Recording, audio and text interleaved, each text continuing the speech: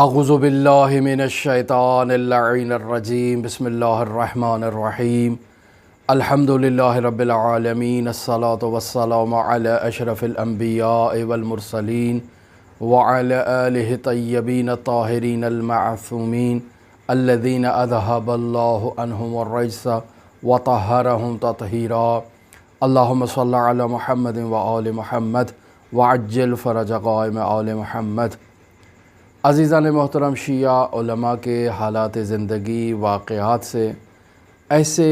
نمایاں گراں قدر واقعات آپ کی خدمت میں لے کر حاضر ہوا ہوں کہ جن سے ہمیں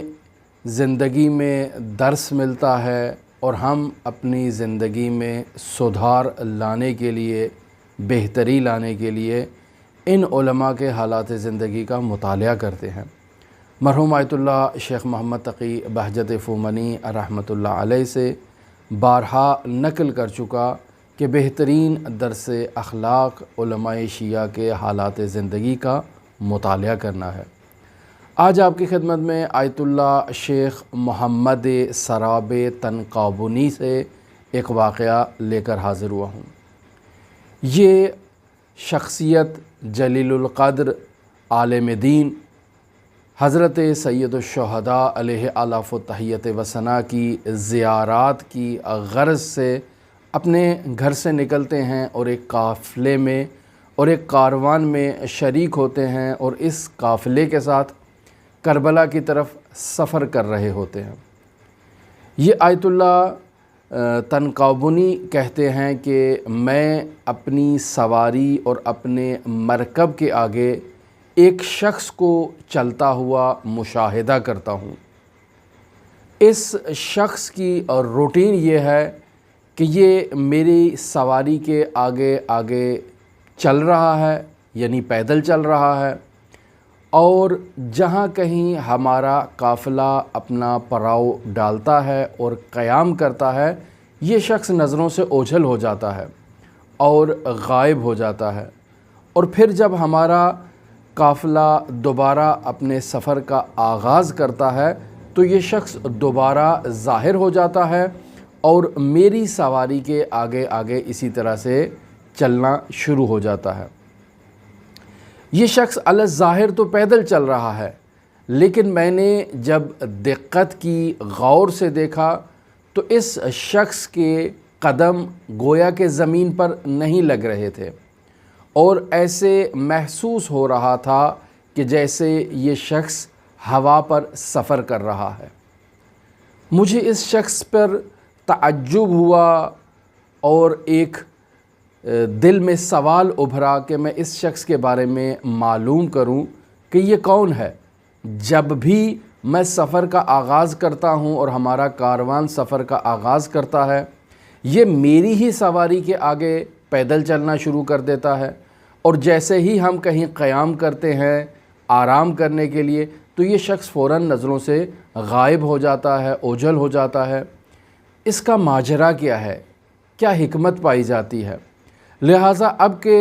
جب کاروان نے حرکت کی اور وہ شخص ظاہر ہوا تو اب میں اس شخص سے سوال کرتا ہوں اور اسے مخاطب قرار دیتے ہوئے اپنے پاس بلاتا ہوں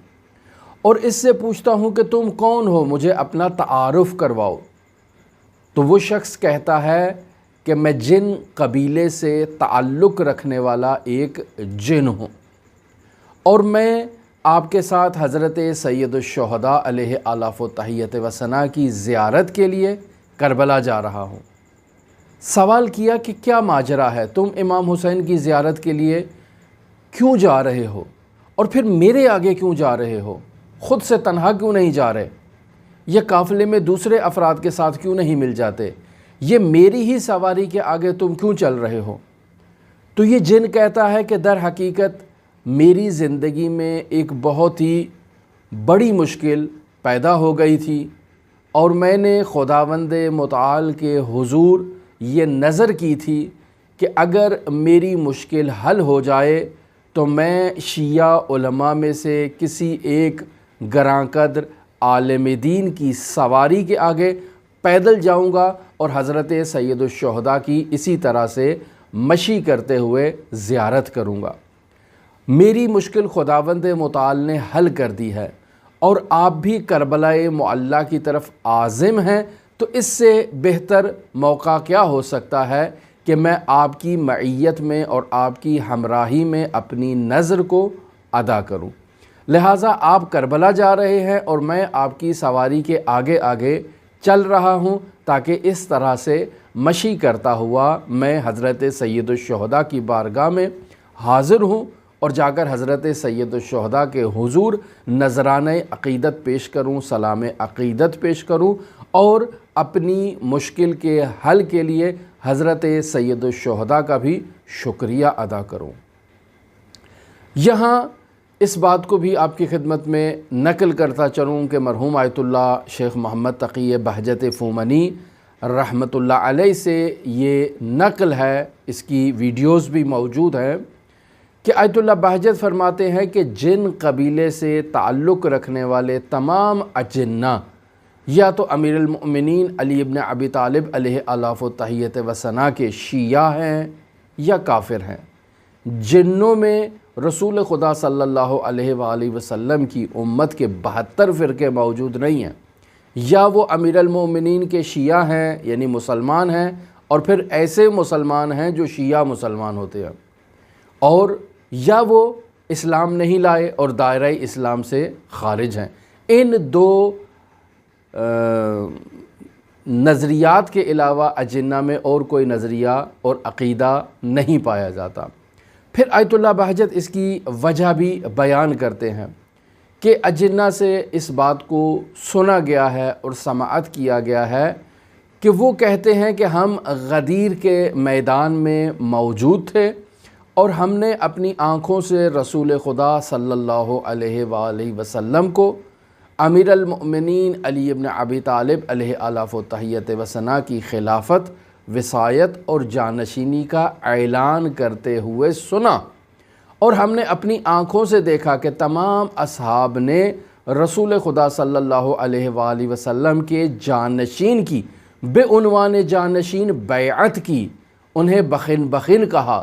اور پھر بعد میں وہ لوگ راہ راست سے راہ بدر ہو گئے اور تبدیل ہو گئے۔ لیکن چونکہ ہم نے وہاں امیر المومنین کی جانشینی کو، خلافت کو، وصایت کو اپنی آنکھوں سے مشاہدہ کیا،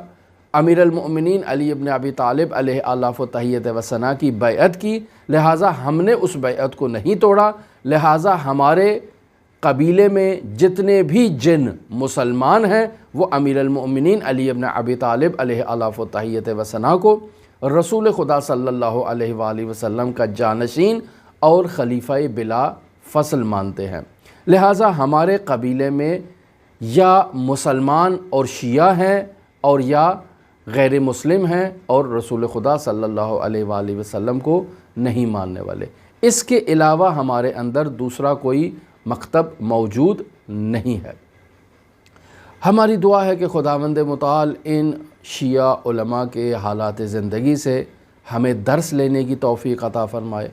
خداوند متعال ان گراں قدر شخصیات کے درجات کو عالی اور متعالی فرمائے،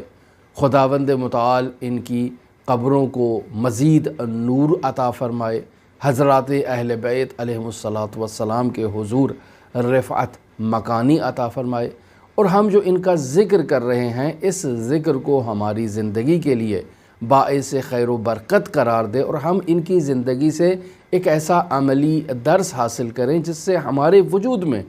تبدیلی آئے۔ ہم ان کے حالات زندگی سے ایسے گراں قدر واقعات کو جو بیان کر رہے ہیں، تو اس کے بیان کرنے کا نمایاں اور بنیادی ہدف یہ ہے کہ ہمارے وجود میں انقلاب آئے کہ شیعہ علماء میں ایسی گراں قدر شخصیات موجود ہیں جنہوں نے اہل بیت علیہم الصلاۃ والسلام کے مکتب میں تعلیم حاصل کی، ان کے در پر تعلیم حاصل کی، ان کی تعلیمات پر عمل کیا اور بلند مدارج عالیہ طے کیے۔ حضرت امام زمان اجل اللہ تعالی فرجہ الشریف کے ظہور کی دعا کے ساتھ اللہم صلی علی محمد و آل محمد وعجل فرج قائم آل محمد۔